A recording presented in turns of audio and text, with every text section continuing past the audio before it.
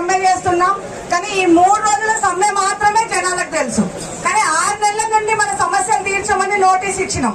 6 నెలల నుండి కూడా మాకు సమస్యలు ఉన్నాయి, తీర్చండి, మమ్మల్ని పిలవండి, మేము వచ్చి మాట్లాడతామని చెప్పేసి అడుగుతూనే ఉన్నాం. కానీ ఇప్పటి వరకు ఏమీ స్పందన జరగలేదు గవర్నమెంట్ నుంచి.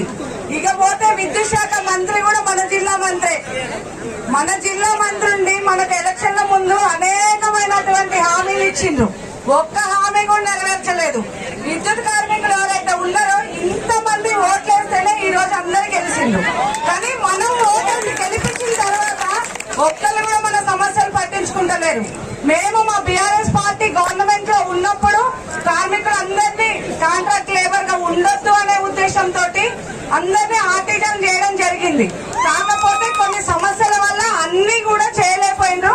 ఇప్పుడు ఏపీఎస్పీ ఎస్ఈబి ఏదైతే ఉందో దాంట్లో ఉన్న ప్రకారమే మనం ఆరు సమస్యల మీద పోరాడుతున్నాం.